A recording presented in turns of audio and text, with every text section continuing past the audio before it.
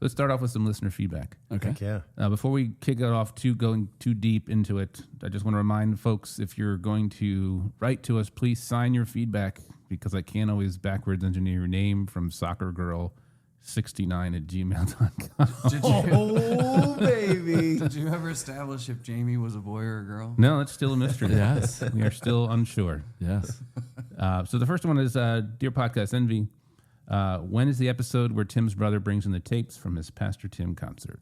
It hasn't been scheduled yet, but Yeah. it's in the works. Well, he says he still has them. Yeah. And He's just holding them hostage for something. I think for this specific purpose, actually. So he can come back. Yes. Only small clips, chunks at a time. Exactly. You'll hear on the episode, but I promised him, I was like, we can sit for 4 hours and just tear into these tapes. It'll Yeah, be I great. can't wait. That sounds like so much fun for me. Yeah. Not like the Pastor Tim was enough. Honestly, on that note, I have known, we've known each other since we were 15, 16 years old. Right. I have videos from being over at Psalm's house, one of our friends from high school. And that's when I was like really into the Frank Sinatra and the boy band stuff. And she's got some videos of me singing Frank Sinatra at poolside. Really? So maybe I'll tap into her and we can do just like a whole That'd be jamboree amazing. of old lost footage. You've got to have some videos of Plunger or something. Oh, yeah. Yeah. Right? Oh, yeah. I've got footage. Okay. I got it somewhere. I got to figure out where I put it, but Yeah. it's somewhere. Okay. Yeah. When I think of being poolside, I think Frank Sinatra. Yeah, exactly. Well, I was 16 and I was just trying to woo a woman. As one does when they're 16. Right. I wooed a lot, too. Okay, Ric Flair. Different kind of woo. All right. Nobody signed that one, so I don't know who sent that, but thank you for that feedback, whoever you were. It's got to be someone that knows me. Hopefully. It has to be because my Yahoo email is soccerstar84 84. Yeah. at Yahoo. Yeah. You said this is soccerstar69? Soccer Girl 69. Soccer Girl. Yeah. Okay. Does it have all the vowels? No, it's missing the E in soccer. Okay. All right. I mean, mine are missing all the vowels. That's another telltale sign. All right, go ahead. So We'll the figure next it out. one, also unsigned. What movie are you all referencing in the beginning of the Float On episode? So I don't know if you guys remember. But in the beginning of the podcast, Tim says, what were we talking about? I Am Legend or something like that? And then we start going around the table and it's like, isn't that the movie with Samuel L. Jackson? And then they're like, oh, no, that's the one with... And so we went around the table like that for like, I don't know, 5 minutes or so. We are idiots. I don't think we ever really Finished finished one. which No? one Well, it was. probably my fault because, when people are trying to think and guess, I just throw out random people and... Yeah, like Vin Diesel. Yeah. We were legitimately talking about something that we got interrupted in the middle of, and then I hit record, and then when we started talking about it again, but I couldn't find.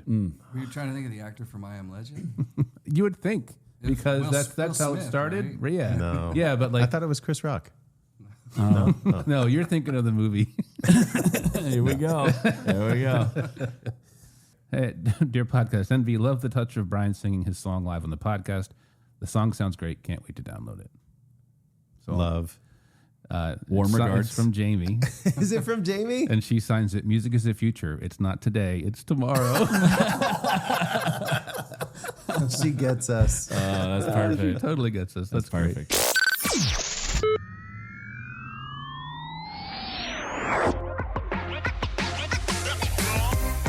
This is Podcast Envy.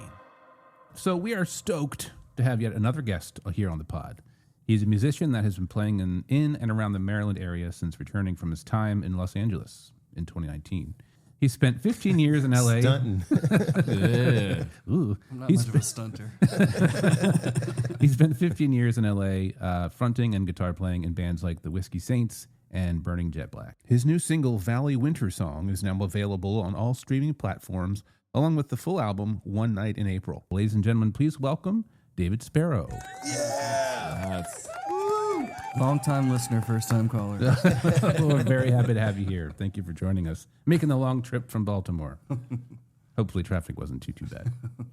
wasn't too shabby. That's good. So, You want me to jump in? yeah, go ahead. All right. So, see, Bacon typically kind of leads off and, wants to know where you were born, what you did when you were 6 months old, and from then on. And it usually takes the first hour and a half to get through your history. Indeed. I figured we could kind of flip this a little bit and play on some words here. So if you remember, if you heard the interview with Shelley Starr, part of the interview, I don't know if we kept it in, actually, now that I'm saying it out loud. But The two-parter one? she The part about birds? she turned us, you Yeah. kept it in? I kept it in the bonus episode, and there was a YouTube short for That's it. what I thought. Yeah. Okay. I thought I heard it on part of, it wasn't the initial episode, Yeah, because it we was like an spent a lot of outtake. time just talking about her. Yeah.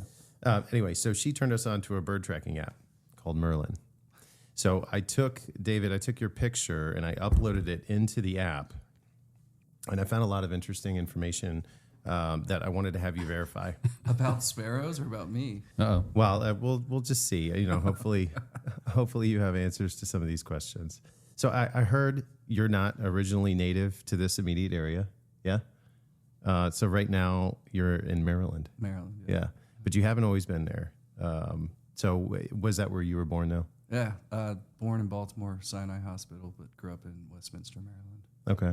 And then what was the California thing? July 2003, I left Maryland. So you were gone for a long time. Wow. Yeah. Started in Burbank, and the last place I lived was West LA. West LA is a little pocket to the west of, God, why am I forgetting that? The 405, the massive freeway, adjacent to Santa Monica. Okay. And I love the beach, but I hate the ocean, so it was sort of lost on me. But once you move to that side of the city, you don't really leave it. Yeah. That's how it works, yeah. So did you, I guess, to kind of go in the direction of where bacon usually starts, was that like a post-high school move or college? Sort of post-college, yeah, or around that time. I played in a band. I'm going to give like too many dark secrets. It's like ancient history. I played in a band called The Hank in the Baltimore area, and my guitar player, Mike, was like, let's move to LA. And I was like, I don't have anything to lose. Let's go. So I'd never been west of like Kentucky before I moved out there. Moved out there sight unseen. So yeah. And did you always stay in the same spot, or did you kind of bum around in different? Well, no, like I said, I think places, I was in Burbank to start with Mike's college roommate for the first 8 years, and then the rest of the time I was in West LA. Yeah. Oh wait, were you always kind of in like busy, populated areas? Oh yeah, that's. I was talking to Bacon about coming down here. Like I'm from the boonies, but you get down to this area and it's like parkways and the little shopping centers, but it's like I can't tell what's what. Yeah. But in LA, like I was waiting. I drove to a show in Orange County, like my first couple months living there, and was like expecting some trees to open up, but it's urban sprawl from for the TNZ, the 30-mile zone. Oh really? Yeah. Is that what Like, that you don't- stands for? Yeah. I didn't know that. That's Los Yeah. Angeles. Yeah. Hey, And this has been not acceptable, but true. I won. yeah. That's awesome. Well, thanks for joining us. So you're known to have a beautiful singing voice, as sparrows do. And in fact, I've heard it myself, and it is quite lovely. What are some of your favorite songs or types of songs to sing? I think I was rattling this off in my head on the way down here. I don't know.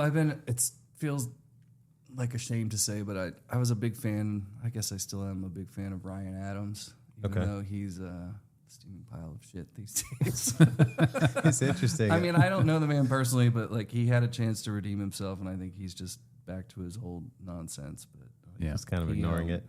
He blocked me on Instagram because I commented too much on a live stream. So that sort of severed the tie a little bit. But I don't know. He is a great writer. He's prolific, and I don't think you have to be a prolific writer to be a good writer. But like I envy that ability to like. He's constantly releasing things. So I don't know. He's been the big one for a long time. But then it's like Dave Matthews Band way back when I was first learning how to play guitar, which I feel like I'm a good rhythm guitar player because learning his chord shapes and all that. Mm-hmm. And I mean, the Beatles are the big number one. that was the start of it all. So those are songs that you kind of incorporate to your set list in addition to your originals? Yeah, Or- I think and I don't know what's really. I think maybe it's just getting a little older. I've like turned into more of like a folk singer than I used to be. But Your songs are they're like stories. yeah, I've never felt like I'm good at that, but I think it's just sort of plopping out these days. Yeah. So as a social sparrow, as they are, where might we see you out? Like, what are some of the places or regions that you play? I know that you're kind of a gun for hire. Yeah, I kind of go wherever the work is. Once again, like we were talking off mic, like there's not a whole lot in Westminster. There's a handful. I really love a place called City Park Gaming and Brew. It's like great beers on tap, and people play D&D in the back room. Oh, nice. For real. Cool. But Land, the owner, is really supportive of original music. And Nice. I'm there most weeks for the open mic on Wednesdays. My friend Jeremy runs. But then there's a Covalent Distillery, which is kind of down the street from CPGB is what they call it. Okay. Yeah. But other than that, it's not much in Westminster. Yeah. So I go to Towson, Baltimore once in a blue moon. I was playing a lot of wineries in Northern Virginia a couple years ago, but that kind of tapered off. But Is that just because it's right down 15? yeah, Kind of easy access. it's kind of an easy shot. Yeah. So how'd you get wrapped up in the Whiskey Saints? How did that come about? Is that something that you auditioned for? Or was that people that you were already jamming with? How many Craigslists did it get? Did you have to go through to get to where it was good?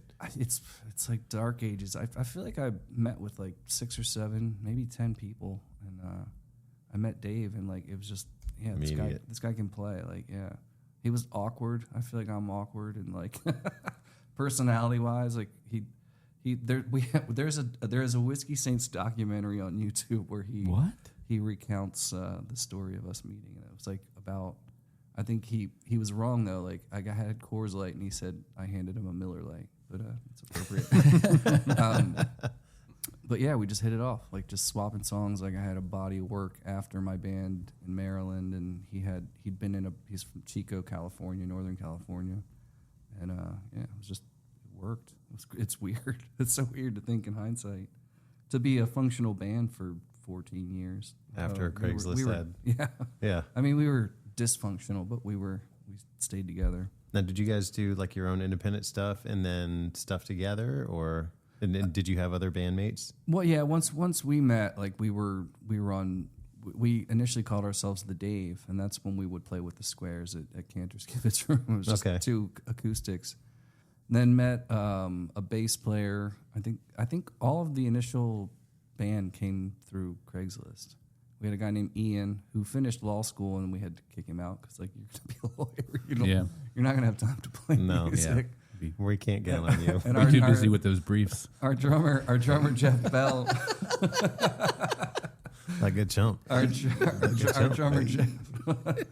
He worked in production, and you guys were talking about the Good Day LA. His girlfriend at the time worked on Good Day LA, and that was our in to be on the Battle of the Bands. Nice. Yeah. Very cool. Dude, that's it's crazy. It's who you know. Yeah, I know. I mean, but I don't think I ever had that ambition. I think that's why I'm at the tier I am, because I'm not shooting for the stars. I'm shooting for a paycheck and some I don't know, just acknowledgement from the audience instead of them staring at the TV or talking over me. But you constantly find yourself in these positions where you're doing these incredible things that, they may not be getting recognized necessarily at the level that one hopes. I mean, we all hope that we get picked up for something, a commercial or I don't know, anything. So you were on the news. Yeah. That's legit. Yeah. You didn't fabricate that. No, it was some segment they were doing a Battle of the Bands on KTLA, and I remember that we had to be, the call was at like 5 or 6 a.m., which is ridiculous, and a soundstage, a new soundstage is huge and freezing, but my guitar player was pumped because Ryder Strong was walking around. I think he did a little segment with somebody. Was that Boy Meets World? It is Boy Meets World. And the guy with the butt cut. He was in a movie. He used to have your hair. He was in a movie called Cabin Fever at the time. Yeah. I forget who that Eli Roth was walking around. Okay. Wow. I mean, that's the kind of thing that happens in LA. Like, you see somebody. My biggest story is that like I saw Tom Waits at a newsstand right near the Kibitz room, and like I'm not like some diehard Tom Waits fan, but like I wish I'd said hello. Like it just like I enjoy your music, like that. And well, I saw Ryan Adams once and freaked out. Like I fangirled, like ran away. And he's like, block. By the time I was at a thrift store, and I told my girlfriend, he's here. And I ran and I tried the jeans on him. By the time I came back, he was gone. Oh, man. All for a pair of jeans. There it is. Hey, all, quick note. I want to invite you to follow me on Good Pods. If you haven't heard of it yet, it's like Goodreads or Instagram for podcasts. It's new, it's social, it's different, and it's growing really fast. On Goodreads, we can follow each other and see what we're all listening to, and, like any other podcast player, you can search for shows and play them right on the app or on the web for free. And the part that I love best is that on Goodreads, there is a comment section next to every episode where we can chat with each other. I'm excited to hear your feedback and questions about the show. You can find Good Pods on the web at goodpods.com or download the app, or use the link in the show notes below. Our username is PodcastNV. Follow us, and we'll follow you back. That's goodreads.com or in the App Store. Do you pick songs that typically just fit your vocal range and kind of, depending, it could be different types of music, different genres, but you just kind of stick around that. You don't really stretch yourself. I love doing Blinding Lights by The Weeknd. Like I take it down like 2.5 steps, so it's in my range. Sure. And I sing Jolene, and I sing Borderline by Madonna, and Time After Time by Cyndi Lauper. Like I try to pick a lot of female vocals and then put it where I can do it justice. Yeah. But and it's like I said before, I pride myself on like picking eclectic songs that it's like even if you don't know it, like you're gonna enjoy it. Like it's not a bad song. But I'm a slow writer, and there was stuff that never worked with like even like Whiskey Saints era that didn't jive, and Burning Jet Black definitely didn't. So my friend Steven Kohler, like I'm sort of on a record label called Lost Beat 6, and he hadn't even started that yet, but he ran sound for this band called the Deltas, who I'd play a lot with at the Cinema Bar. Is a great that was after Kibitz Room. The Cinema Bar in Culver City is a fantastic like hole in the wall. It's like the main bar. Well, I guess they can see it on there. No, they can't. But it's a really small bar, and you never made a lot of money, but it was like just the vibe was cool. And I'd always bitch to Steven like, I want to record an album, and like he's a sound engineer, and like 2017, I guess he's like, let's do it. Like I'll go halves on the production, and we started doing it. I was recording in Burbank. My friends like converted Garage with Pro Tools, and it was like the timing was kind of perfect. Like the album was like in the can and wrapped like just when I decided to move back to Maryland, and went all in and had the CD like 500 CDs made, and they're all gone, which is pretty awesome. cool. Yeah, made these keychains like with my name on them, and like made my own little program for my last show. Very cool. I was like made my big farewell. I still regret like my friend Joel's like speech, and I was just like, let's fucking get drunk. Like, I was like, they got Coors Banquet on tap. Not heartfelt. It was. I really dropped the ball on that one. This town's full of losers, and I'm pulling out the win. Thanks for the CD sales. There's a keychain on the house. But I got my friend Hunter's in a band called the Tens, and like I think the run of CDs was like at that time it was like $1,000 or something like that through CD Baby, and he fronted the money. Like he's like, I'm betting on you, and I broke like was able to pay him back after that show. So cool.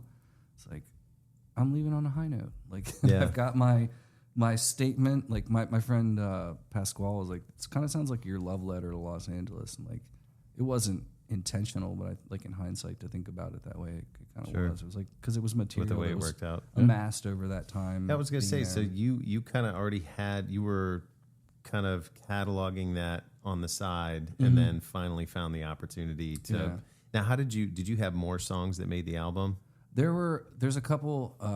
Let's see, Give Me Some Truth and Get Me Out were two like outtakes that didn't make the record or the album, and I released them as singles like two years ago. Get Me Out was written right before Trump got elected. I don't want to start talking about politics, but we can.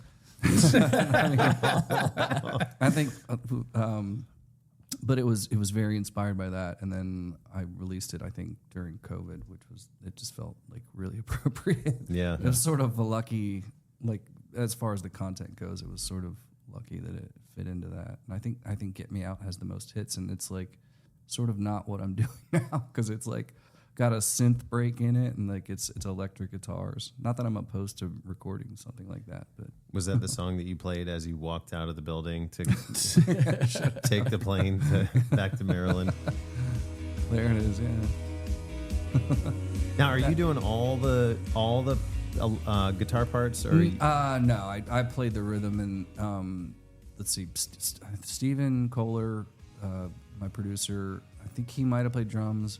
Stephen Kohler, Robert Conrad, and Ryan Pressman were like my dudes for the album. Like anything that's not rhythm guitar or like vocal, they were playing drums. Is that the synth bass. you're talking about? Yeah, and so I sang that part, and I was like, Steven, this is how I want it to sound, Yeah. and he played it on the synth. I've done that before in the studio where I'm like, I don't know how to do this otherwise, but just listen to me, and you just hum it. Right. And they're like, oh, I did that with a violinist. Nice. And they nice. figured it out. And I'm That's like, awesome. oh, God bless you. Nice. So who did the artwork on the cover? That is, God. Because that's you. Yeah. No, it's from sort of a Undoubtedly you. and I've always been so weird about like I don't want my face on stuff. Like I just like it's like especially as a band, but like as a solo performer, like I just like I don't want my face. Like it's like I created like a band or not a band camp. God, what's that? Patreon. SoundCloud. Oh, SoundCloud, yeah. That I called Flight Lessons. That's where I released my podcast, and that's where I put like stuff that just I didn't want it to be David Sparrow. Like, Yep. But I just it's like this is my album, so like I'm gonna put my name on it.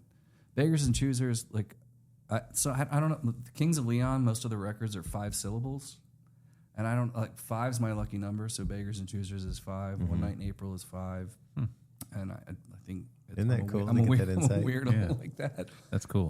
But Richard Lyons is the guy who did the drawing on the cover, and like, God, he did that for a song. Like I did not pay him a lot. I still owe that man money, and if he listens to it, like I think I owe him a bottle of nice whiskey. he's from Australia. Thank you for listening. Yeah, Yeah, really. He's from We Australia. just found a new listener. And I haven't talked to him in a while, and I think I tried to mail him his copy of the vinyl once it was made, and I still haven't heard from him. But yeah, he works. He's an animator, illustrator for I think it's Naughty Dog is the like video game production company. Yeah, I've seen it. Yeah, that was fantastic. Like he modeled it on a shot of me. And Very he cool. did the color scheme. And Yeah, what made you yeah. pick the color for the vinyl? I don't know. That popped, and it's like weird. Like now I could be like it was because of Ukraine, but like that's just The blue and the yellow. Yeah. But I guess all that shit was going down when I got it pressed to vinyl, but it wasn't. You're like, that was- guys, that you was will not completely- believe this. I just like to play music, okay? It's not political, I Yeah. promise. So I have a question on that album. Is Kim a real person that you wrote about? She is, and that's like usually Kim is pretty much a staple whether I'm playing an original gig or a cover gig. The Whiskey Saints did a Kickstarter campaign, and we kind of set the bar too high on what we'd what we'd offer as like the your gift for contributing. And Kim, I think $50 was like you got a personalized video. But long story short, she contributed, and I think she got a dedication. And I was writing a song, and Kim fit into the chorus. So she's forever. Yeah, I think her name's Kimberly Copeland, and I think I may have met her once, maybe. Yeah, this is the hit, Yeah. the big single. Is that lap steel? Steel guitar. Yeah. And that was I did rope in other musicians. I'm spacing on that. Brandon Conway was a guy I knew from Cinema Bar. Emily Elkin played some of the cello stuff. Mike Blumberg, my old guitar player, he does that. He's doing that cool, like loopy, crazy guitar thing on this. Yeah, yeah. I mean, I think I made the record pretty cheaply for how well it turned out. Oh, it sounds amazing. Good. It's a great mix. Yeah. Yeah, I love the placement. Like you can hear there are some things happening on the left and then on the right and then center. How do you prep as a singer? How do you prep for a studio? Because sometimes I walk into the studio and I'm like, my voice is shit, and I've recorded stuff that I've gone back and re-recorded later. See, I think, I mean, that album took 2 years, so like if something wasn't hitting, I'd have the opportunity to go back. But I don't know. I've been singing my whole life, and I'm still like a smoker sometimes. I've been using these nicotine patches, but like I still smoke a little bit. From a pack a day to like a pack that lasts like several weeks, which feels good. But like I never do vocal exercises. Like I think if a take's not happening, like we'll keep powering through until it gets there, or just come back to it later eventually. Yeah, I'm a terrible. With the team that you work with, though, are they like you're just kind of you've paid for the time, and so if you have to come back and do stuff, they're cool with it, or do you have to pay for a whole another studio session? Or how does that work? With that was like we were just. I think Steven and I agreed on like how much it was going to be. Like it was all sort of wasn't like Locked a legit But with One Night in April, that's because I know lots of musicians, but they all have gigs and they all have other stuff they're doing, and I had a new body of work, and I feel like I keep getting too far. No, we can still hear you. give us the late night version of David Sparrow. Yeah. I think when I did my podcast, they said I had an NPR voice.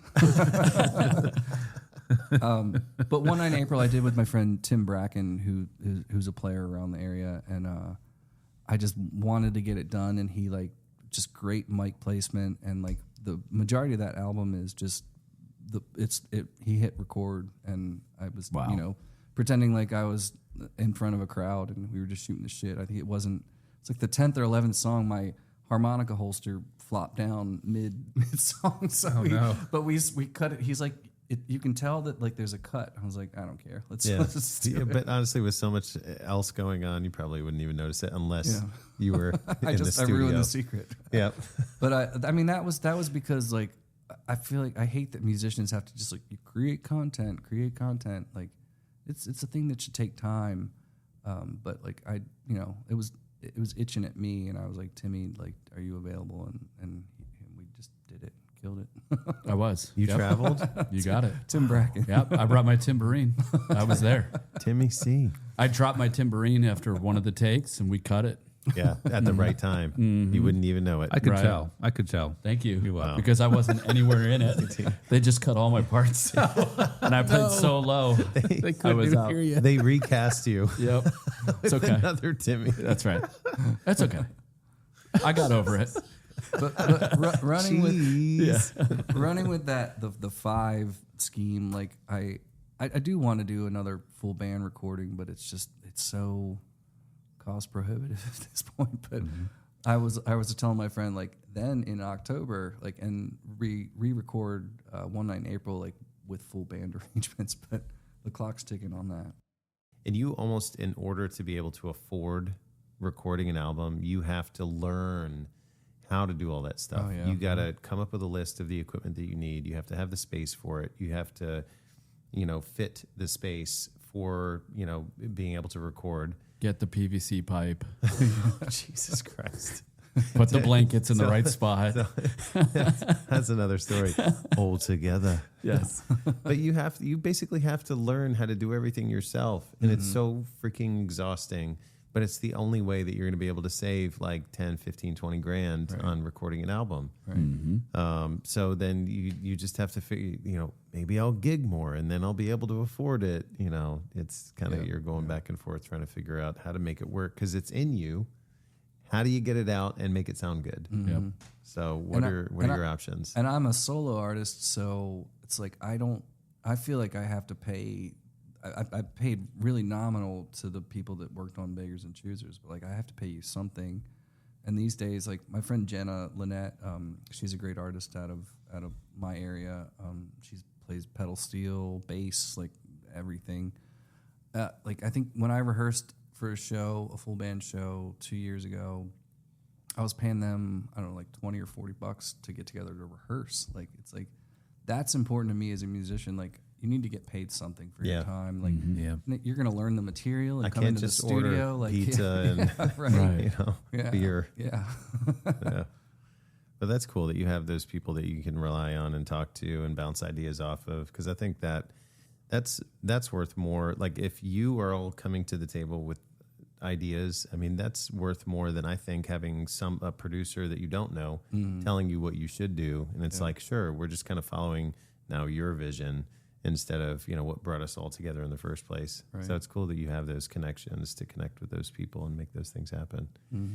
Is there a chance you think you might get the gang or certain gang members, not that you're in a gang, back together to record something while you're out here? Yeah, I mean, I'd like to do that. I think there's like couple songs left in the catalog that have not been recorded that that would actually be served by a full band. You think EP or full album or what? Well, it's like I guess we'll get the plug opportunity. I'll just do it early. Like I'm releasing a new single, but it's a cover of a Fountains of Wayne song, Valley Winter song in November. There's not a hard date on it yet, but my friend Casey, who I knew through my guitar player in LA, he's also from Chico, California. He now lives in Long Island and has like a little home studio, and like he produces great stuff. He did my singles Now and Thoughts and Prayers. Yeah. But he turned me on that song, and it turned into a staple when I perform. And I guess in June, July, he's like, "Come up, let's record it." And he loves Christmas music, and it's sort of Christmassy, so we're trying to like hop on it. There you go. Yeah, I feel like I sort of didn't answer the question, but no, you did. So is that happening sometime soon, do you think, or are you still working out the details? No, I mean, it's the song's in the can. We've got artwork. It's just going to be, we're going to release it through, he does have like a nom de plume. St. Enns is what he calls himself. We're going to release it as David Sparrow and St. Enns on Lost Beat 6, like my record label. I don't know why I always put it in quotes, like, they can't see it. Yeah. That's okay. He like legit registered an LLC this year and is trying to like make it a functional like business. Nice. I'm sort of his mainstream artist, like more straight ahead. He's in a band called the Psychedelic Space Beef Band. There's an act called the Denim Emperor who's pretty cool, but they're a little more, it's like rock or sort of just psychedelic. Who's the Denim Emperor? His name's Kentucky, actually. Okay. Kentucky Clausen, yeah. It just gets denser and denser. Yeah, but he's also a great player. All right, so a new segment I'm testing out. Who's it sponsored by? Timmy's Timberines. Nice. Timmy's Timberines! Timmy's Timberines! So this new segment is called Same Name. Your last name is Sparrow. What? So I'm going to ask you 3 questions about birds. We should have done this with Joe Downer. We should have. Your last name is Downer. Sorry, Alcohol. We're going to ask you about depression. Sorry, go ahead. Heroin. So correctly pick the answer in this multiple choice quiz, and you'll get a Podcast NV sticker. Oh, sweet. So question number 1, here you go. Between the 1950s and 1970s, this bird's population dwindled down to near extinction due to pesticides. It was a conservation success story. What bird came back from the brink? Was it A, sparrows, B, ospreys, or C, hummingbirds? What was the year again? Between 1950 and 1970. Can I help him? I wish I could have been like, I know that. Can I help him? Sure. It's not sparrows. I didn't. Brian did his sort of research. eliminated that one ahead of time. I did actually, too. I looked up so much random shit about sparrows today. Oh my God! All right, sorry. Go ahead. What was the recap? I'm gonna go with and then C. Yeah. C, you want to say it's hummingbirds. hummingbirds? The correct answer is B, the osprey. It was 50-50. So the pesticides thinned out their eggshells, so baby birds didn't hatch. Aww. Yeah. Number 2, the A baby bird's when you show somebody your nutsack. That's correct. All right. So far, you have earned a quarter of a sticker. Yeah. What a redemption story. So number 2, the Bastion thrush, also known as the olive-tailed thrush, is a medium-sized, mostly insectivorous thrush found in Australia. It feeds and eats their prey by, it finds and eats their prey by A, it dislodges worms from leaf piles by farting on them, B, pecking themselves senseless against the bark of trees with the hope it brings out the earwigs, or C, mating and the female waits around for the male to bring her food. I think I'm going to go with B. B, pecking themselves senseless. The correct answer is A. They dislodge worms from leaf piles by farting on them. The excretion of gas shifts the leaf litter on the ground, and it apparently provokes the worms to move around, revealing their location. Nice. Oh, my What a God. way to pick up. Ofer. All right. Yeah, I was going to say, how many are there? This is the last one. Okay. The bee-eater bird. Hold on. Get this right, and you get the sticker. All right. The I already have bee-eater a bird. music as the future sticker. That's all you really need anyway. Hey. Hey. The bee-eater bird is one of the most beautiful birds in Europe, and it eats bees for food. How many bees does it eat per day? A, about 20, B, about 150, or C, about 250. I wish I could see a picture of this bird. Yeah, how fat is it? Are bees like really easily digestible? They're stinging me. They're not very big birds. They're about the size of a robin. Really? And what's the robin the size 50, 100, or 250? Yep, 50, 150, or 250. Oh, a robin. A. A, you want to go with about 50? Yeah. Actually, no, it's C. It's about 250. God damn it. The answer is C, about 250. Before eating a stinging insect, they remove the sting by bashing the insect hard against a hard surface. Ooh. First, then they wipe the abdomen to get the stinger to discharge. It's a little Nature bit more is than smart. I cared to know, yeah. This has been same name. All right. So you had brought this up before, but 2 songs I really wanted to kind of highlight were Now and Thoughts and Prayers. So we'll start with Now, Okay. which I think is Now? a great song. Yeah, right now. This Do it now. Right now. Spaceballs, anyone? So Now? you know, Now. there's some reference to social media in it. But tell me more about that song. Where did that come from? How did that come up? That was I think most of my songs probably they just happen quickly. Like something inspired me, and I'll have a chord progression, and then the lyrics just they pop out. My friend, I don't know. I feel like I tell the story on the microphone. My friend got kicked out of his band on Facebook, a band that he helped start. It's a guy that I met in Westminster. Wait, they kicked him out? They kicked him out of his Over own Facebook? band. Yeah, like they didn't On call Facebook? him. They didn't get together. They kicked him out on Facebook. What? So like he was like sort of not the first to know that he was not in the band Yeah. anymore. That's harsh. So like yeah, I was just like wow, that's what we've come to. It's rough. And it's just that's social media. It's like it's not. You don't need an audience for it's that. like our avatar. It's not our Yeah. real. It's not your real person. Yep. So that's Yeah. yeah. And his band was great. Like I really liked him. I don't want to say the name. Like but they like were a Baltimore band that like pop punk, rock and roll, and it just was like I'd only recently got to know him, and to have him kicked out like unceremonious is like not even the right word. Yeah. Like, wow, they kicked you out. But I thought it was didn't know. cool. You kind of like you were like, hey, put this down and just talk to me. Right. You know, that's the best way to kind of get to know me. Be present. Yeah. Yeah, and I think that's really telling. I think it's very important. Nowadays. So that really hit me. I thought that was really cool. Thank you. And Thoughts and Prayers is another great one. So take me through that one. That one's. I mean, that's like whatever school shooting happened 2.5 years ago, and it was just like, I don't know. I was just sitting there, and it had happened. Now I have a child, and like it's extra concerning. Yeah. Like, you can't even go to school, and a shooting's gonna happen, and that was another one. It just kind of all spilled out at once. It's like I have a voice note clip of like oh, this progression's really good and it's working. Like, and then like that was just like the framework, that chord structure and that whatever was like where those lyrics fit. Yeah. Yeah.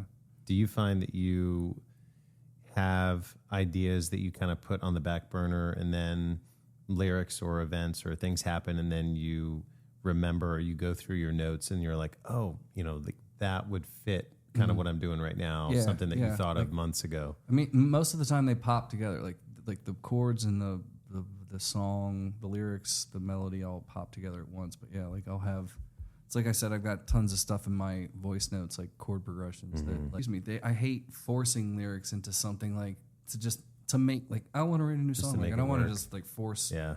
Because then that's how it sounds. Like it sounds like a forced idea. Yep. But Yeah. what's cool about that song is that's another one with kind of that idea of being present. Yeah. You know, like, hey, thanks for your thoughts and prayers, but I need more right now. Right. I don't need you just to kind of just brush it off and then go on with your day. Like, kind of be present. Yeah. Which I think is pretty cool too. So That's what, like, I feel like I'm turning into a fucking folk singer, and it's never been my.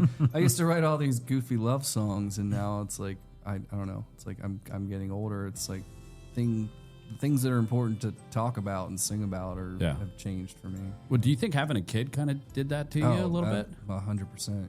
Yeah. Yeah. And how has that kind of changed? Kind of going out and doing gigs and stuff. Has that made things a little bit harder to kind of balance? Driving in Northern Virginia is terrifying. Sometimes. Sure is. You got to be on You your Virginia toes. drivers. Yeah. Terrible. You know, They're we the worst. say the same about you, Maryland. Yeah, right? Maryland's I awful know. too. Right. Yeah, the Well, left lane I is will for admit- passing. As soon as will you admit, get to the yeah. 270 No, spur, people that stay in the Jesus left is lane, taking like, the come wheel. on, get Yeah. out of the way. I'm always like, Maryland. But I will 100% agree with you on that. Yeah. I still remember how hard it was, with little ones where you go and you play a gig, you come home and you're ready for that, midnight or 2 a.m. feeding and changing, like that's one of those things like you just get used to just never sleeping. Yeah. But, you look back on it, but how is that for you? Is that kind of in line? The first year, especially the first and second year, like I was not getting any sleep. I was talking to Bacon about that earlier. Like I lost weight. I wasn't drinking when I went to shows and like was just concerned about getting home and helping take care of him. Yeah. And he's still, he's just constantly in the back of my head. Like, got to behave, be careful. Like, Yeah. He's more important than I am at this point. So. Sure. how you said 3 years old now? 3, yeah. Yeah. And do you play music for him? He when kind of you're likes around? banging on the body and kind of strumming at the strings. And I bought him one of those Tinker Tar things, like the 1-string nylon string thing. But He'll he'll get there. He just had It sounds like one of your solos. Thanks, Tim. do you remember back in the day when years ago when Tim and I were first kind of getting things off the ground? I would come over to his place and we would sit in his basement, and that's where we actually would write. It was either in your basement, we would write lyrics to songs, or at my apartment. Yep. And we would just we had a notepad, and we would just write all this stuff down. Anyway, his wife had one of these Fisher Price guitars down there in the basement. It was completely out of tune. And I remember grabbing it and I was like, listen, we were drunk as shit. And I was like, just write it, whatever tune it's in. yeah, I was like, let's just do it. And I started doing some kind of pattern. And I remember we were dying laughing for 20 minutes. We thought that was the funniest thing in the world. We got to take this thing on the road. And I'm like, play it again, do it again, and you would play it again, and we would roll on the ground laughing. I thought that was the funniest shit ever. Oh, it was awesome. So that's what I'm thinking. If your son's just like, hey, Dad, is he talking yet? Oh, yeah. Oh, okay. Yeah. Dad. Yeah. Guitar. Me. Yeah. You got to show him the ropes. I definitely want to encourage him, but it's weird being self-taught. Like I hope that he gravitates towards that, but I hope he gets his mom's math mind too. Yeah, something to fall back on. Yeah. You need a practical skill, son. So I also wanted to ask you about tips and specifically your Just the tip. Yeah, Yeah, just tell, the tip. tell them about your tip. There you go.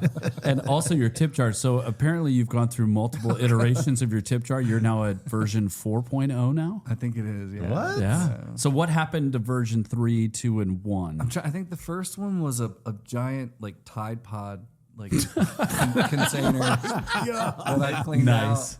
And, A man of the tide. It smelled nice. somewhere along the way, when I was in, I stayed in Dallas on St. Patrick's Day in 2019. Whole new meaning to laundering money. It got Sorry, wrapped. it took me There a it minute. is. It got wrapped in like gold tape because I think the band, my friend's band, was playing. They were trying to get tips in that, and that thing just started. It's just like thin plastic. It started breaking, and then I got I think I'm only on version 3 because I had a one of those like ice containers.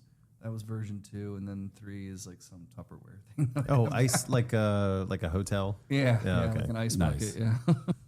Yeah. my friend Sam did. I think they called it. A lot of my friends worked in TV.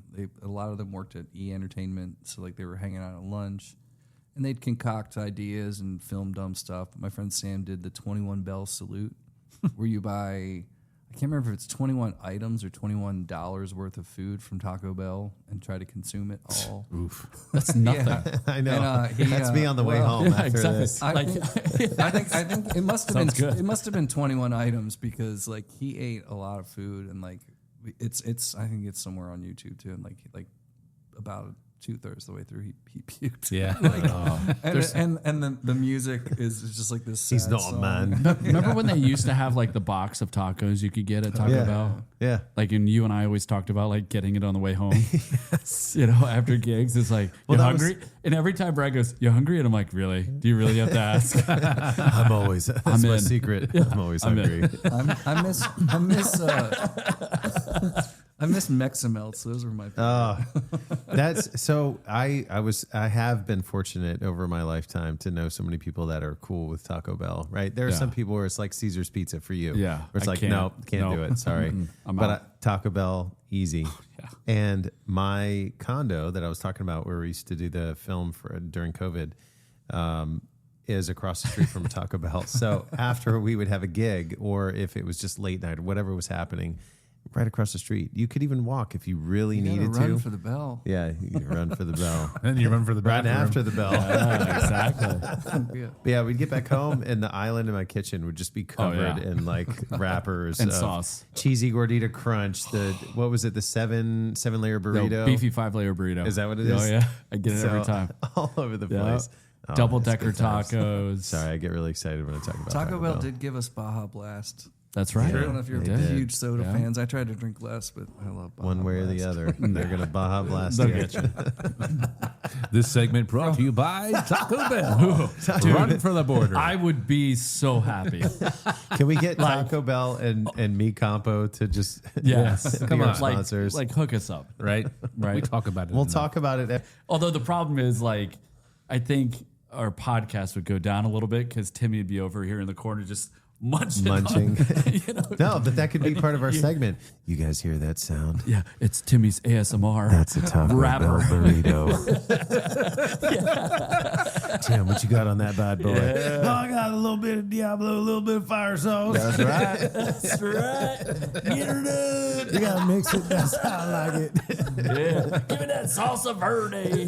Yeah, because I like it cool, but I also like it spicy. Speaking of hot sauce, You sounded like Walton Coggins when you said that.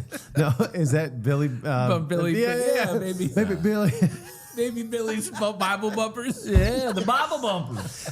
What happened? Hey, baby Billy, how much money are you making? I'm making nothing after I pay the scientists and everybody in the marketing. I make nothing, absolutely nothing. I do it for my loyal fans, for my people. I love y'all. I love y'all. Just come out see me. My name is Baby Billy.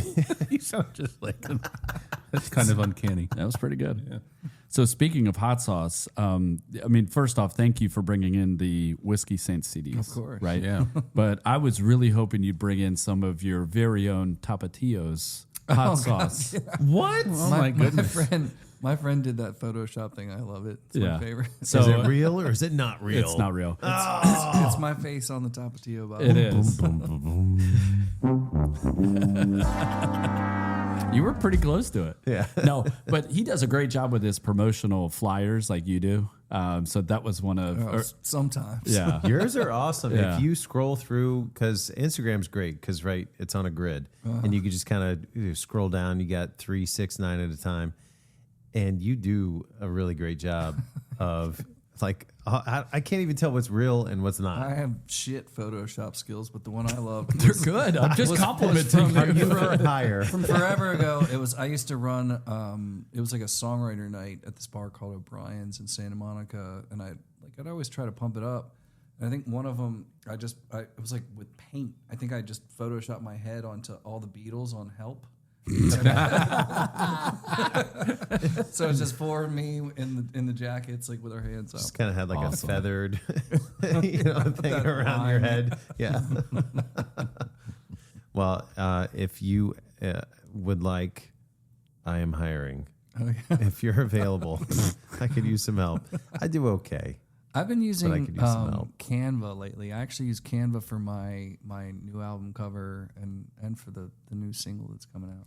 So do you find that Canva, because I use Canva too, and I got turned on to it by, I don't even know who, but it's like over time, like you start realizing how much it can actually do. Oh, yeah. I mean, I was thinking about so the picture I'm using for the new single was actually the cover of one of my band's like Dark Ages old covers. And I hit up the photographer. I was like, do you have a copy of this?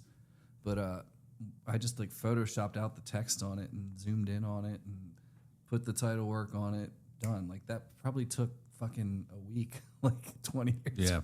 Yeah. And it was just done. It feels terrible, but it's amazingly convenient. So do you find that it's pretty good then for like, because I use it primarily for video or for like almost like boomerang stuff, you know, like just kind of something to kind of draw your attention to certain things like the date or like who's doing what or whatever. Right. But do you use it primarily for stills and use it for like Yeah, just editing? for photography kind of stuff. Yeah. Okay. All right. I'll have to look into Brought to you by more of that. Canva. Yeah, right. look at that. They helped me out with the YouTube thumbnails. I started Oh, using right them on. for that. Yeah. It's only $118.99 per year. I'm only using the free. Oh, I'm a chump. I want my money back. I signed up for the free trial, got the thumbnail thing. And you I were like, saved cancel, it, and I was started like, a new email account. You got another new free trial. Soccer Girl 69. I've got 6 emails to go through. I knew He's it. up to the Soccer I Girl knew you'd be writing into us eventually. 72. 69. How dare you uncover me? This is awesome. now all the truths come out. No, I was not Soccer Girl 69. All right, we doing this or that? We are doing this. All right, Here we but go. you Hold got on. everybody shut up. It's this or that. This or that, I love these. This or that. And welcome to another episode of This or That. Thanks, Sylvester. All right, Mr. David Sparrow, there have been several bulleted this or that questions here put together specifically for you. As I'm looking at them, it appears to be at least 15. Damn. Okay. That's, All right. I feel like that's more than I've heard on these podcasts, but I'm excited for it. These are in no particular order. 90s, Is that like your numbers game? Yeah. You totally. kind of? Yeah, exactly. You know what? You're just gonna. I have the microphone. You will listen to every damn word I have to say. All right, we're gonna start with the first one. Again, could be the last one. I don't know. 90s or 2000s music? Oh, 90s. Yeah. Yeah.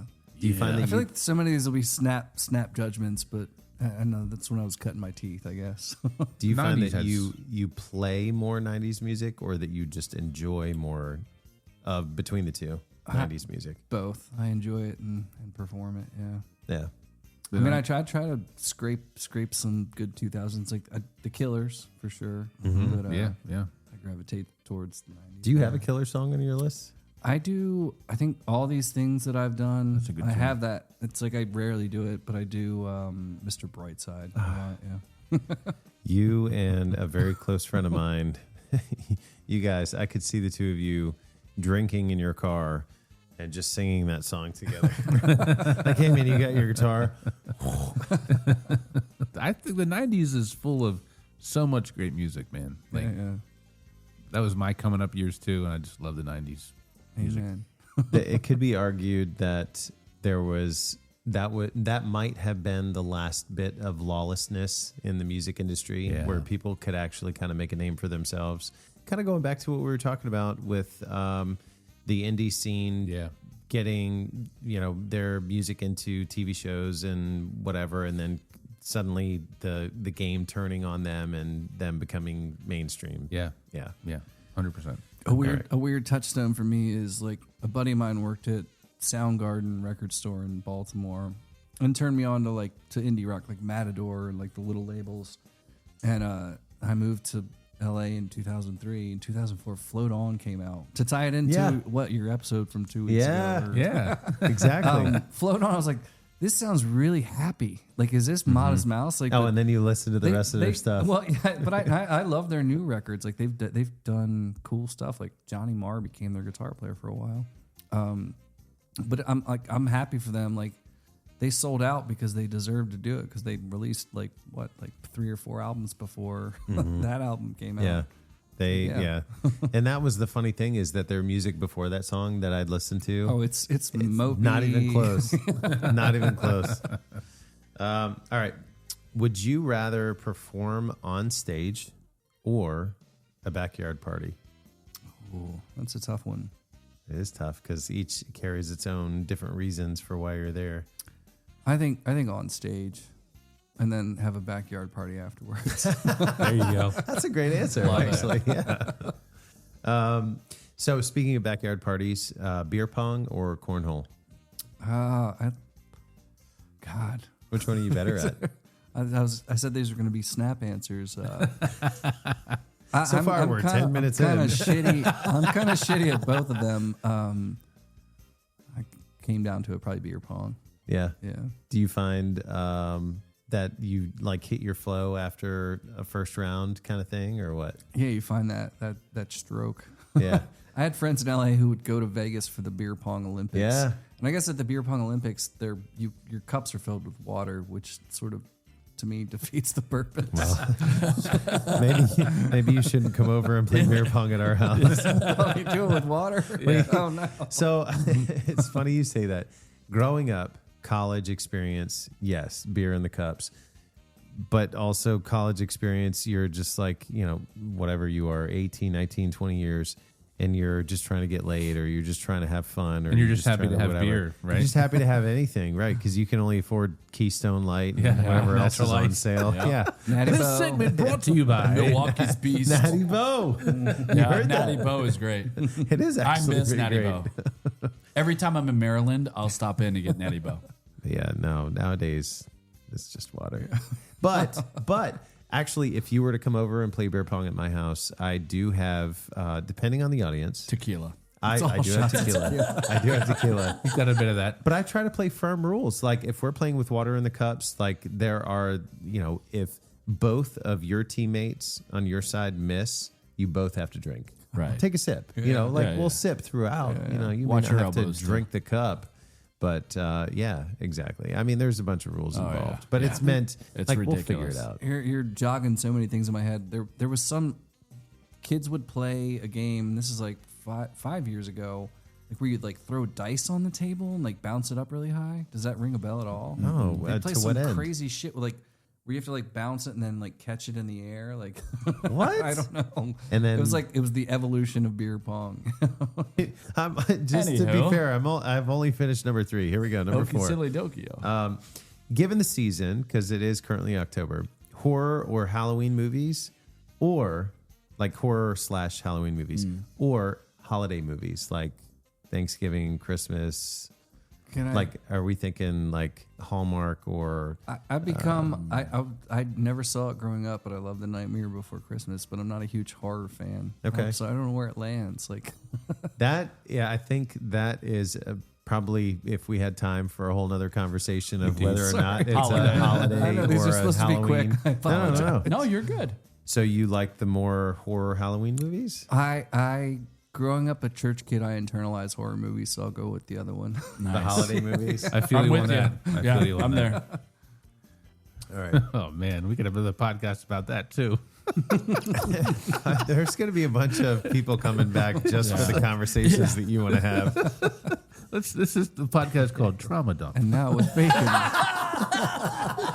Straight jacket in the fucking powdered room. brought Right? to you by Special Taco episode. Bell. Well, that. Dude, I would just sit here and say nothing. And eat the just, Taco Bell? Yes. And just listen to Can we everybody do that? talk. Yeah. Yeah. Can Tim and I just show up Done. and all you hear is like, Yeah, exactly. so anyway, tell me about your trauma. You know, David's over here bawling his eyes out. Yeah. I'd hug you. Brian's I tossing me might the have- salsa verde sauce. I'm like, hey, we're good. I'll wipe the sauce off my shirt and I can give you a hug then. Tell me more about Jack Skellington. Jack Sparrow or Jack Skellington? All right. Speaking of the holidays, so during the winter holidays, are you at the beach or are you in the snow? In the snow. In the snow? Yeah. So you like the cold? Yeah. Okay. I mean, I lived in paradise for a long time, but I do miss the seasons changing, and I don't miss blizzards, but we're probably not going to have them anymore because Yeah. climate change. True. Blizzards are pretty much over We've down seen here. all a last blanket of blizzard. snow is all right. We only get a sheet of snow now these days. Yeah. And separate question, actually, not that I was planning to ask this, but what were the holidays like in LA?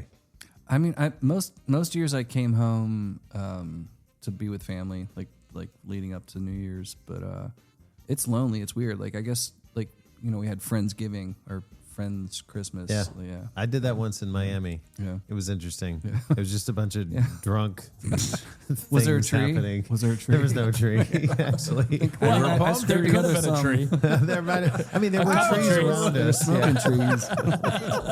I just got that. Sorry. All right, being from and living in Maryland, are you team blue crab or any other crab, like snow crab? Blue crab. Blue crab? Yeah. Yeah. Maybe not any other crap. Well, I know. I was thinking, Are you like, going to ask him Old Bay or salt and pepper? Not the itchy ones. no, wait. What's Jesus Christ? He was picking up what I was putting down. It took me a second. All right. I got a couple off the wall questions. These are coming out of nowhere. Dunder Mifflin or Michael Scott Paper Company? Cool. God. Michael Scott. Yeah. Because, I mean, he's 'Cause he kind of the won. core. Yeah, he won. All right. He did win. All right.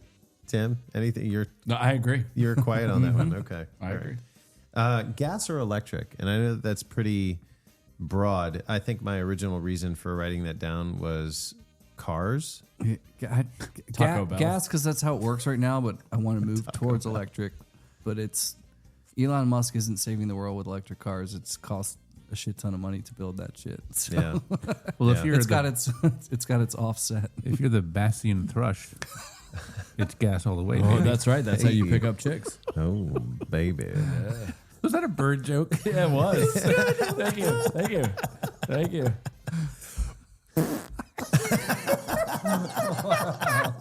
Just turning leaves wherever they fall. Yeah. So, side question: when you're going to gigs and you're playing solo, for instance, if you're providing your own sound, what is the car that you're driving? Like, do you have a small car and you're I just have like a clown carring sedan. the whole thing? Okay. It does feel like a clown car when I'm playing a bigger gig where I'm lugging stuff. I did these wedding gigs where I was like throwing a whole big PA rig into my car, and it was a clusterfuck, but it's fine for what I do now. Yeah, it works. My Toyota Corolla is getting me where I need What to year go. is it? 2020. All right. All right. Yeah, I feel like that's probably got some room. Yeah. Gas mileage, bitches. Yeah. Love it. Are you a gamer guy? Used to be. Just lately, my friend that I recorded with in Long Island introduced me to Fortnite. He has a 10-year-old son, and I was like, I'm never playing that game. We played like in downtime, and now I'm hooked To on figure it out. Yeah. All right. So the question is it Xbox or PlayStation? Switch. I have a Switch. Switch. Yeah. Okay. Yeah, I was always a Nintendo person growing up, Yeah.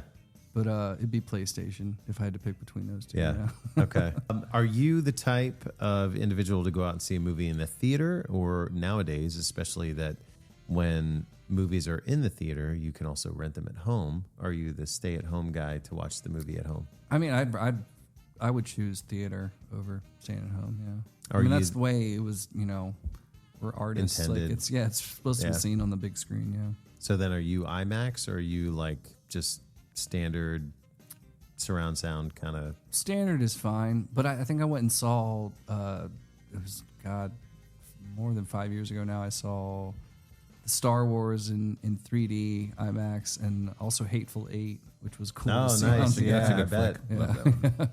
Yeah. I went and saw an IMAX movie years ago, and I showed up late. I guess it was around the time that it was like free for all, and you couldn't just like book your own seat kind of thing. So I was like this. Crane and yeah. I think I saw 300 in IMAX too, and Did like you? we got in late. It was like and we that were, vibe. pretty close. You're like, God damn it. $20 for what? A neck ache. Yeah. Chiropractor appointment. There you go. All right. Well, I'm gonna fast track to the last two. Okay. And one of them is extremely relevant to our conversation earlier. Are you a soft shell or a hard shell taco kind of guy? Oh, I thought you were going to say crab. Me too. Yeah, I was thinking crabs too. Really? That was sneaky. Yeah. Yeah. That'd be hard shell crab. Hard shell taco. Yeah. Hard shell crab and taco. Yeah. Okay. Now, do you remember the double decker that Shaq used to promote way back in the day? I always liked. I don't remember that, but I always liked the. It was like the chalupa wrapped in a. What did they The call it? cheesy gordita crunch. Yeah. I love that's those. my go-to.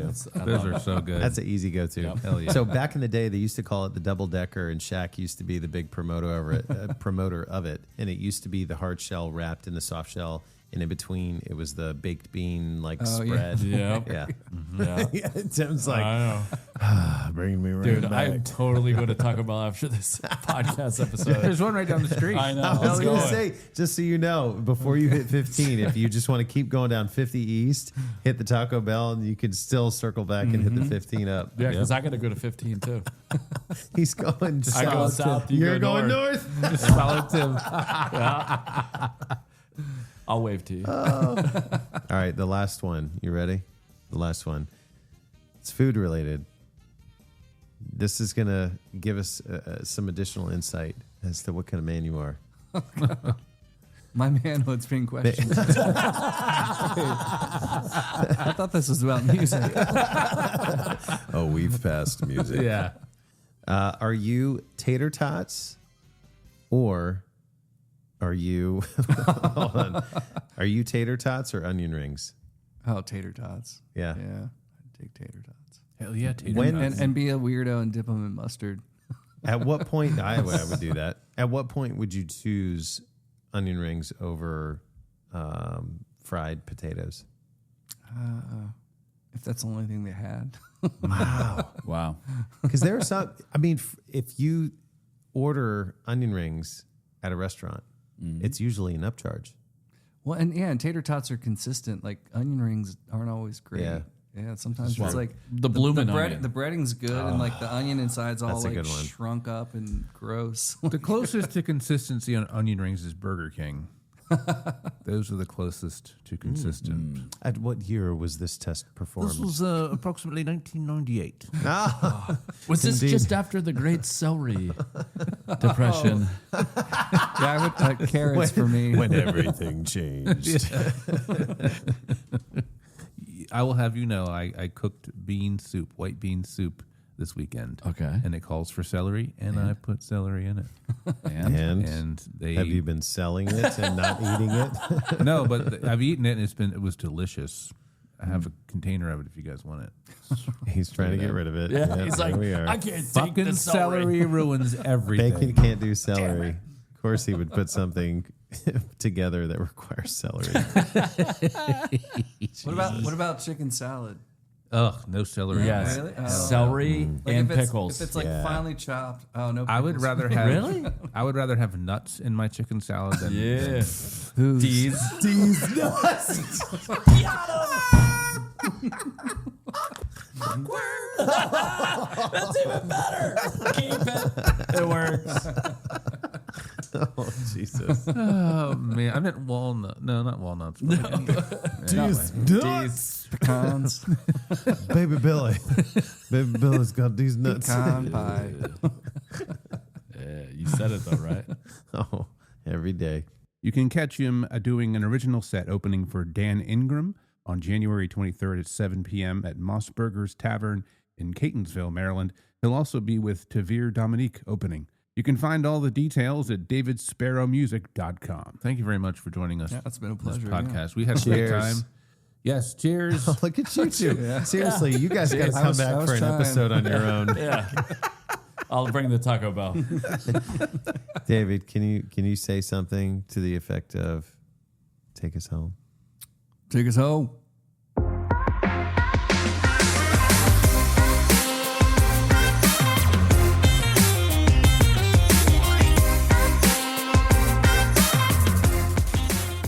This podcast was produced and engineered by Michael Bacon from Bacon Way Productions in cooperation with Revelry Media Productions.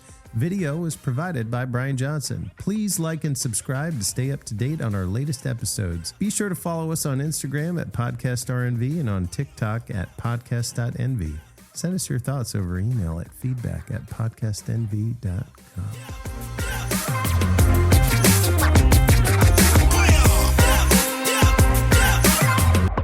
Yeah. What was that? The octopus? Is that what Mackenzie? Yeah. Yeah, that's yeah. her. Whenever she had the Yeah. That was her code word. There you go. Yeah. I need the octopus. I got to drop. I need to ink. Yep. That ink is gonna stink. You are a songwriter. Look at you.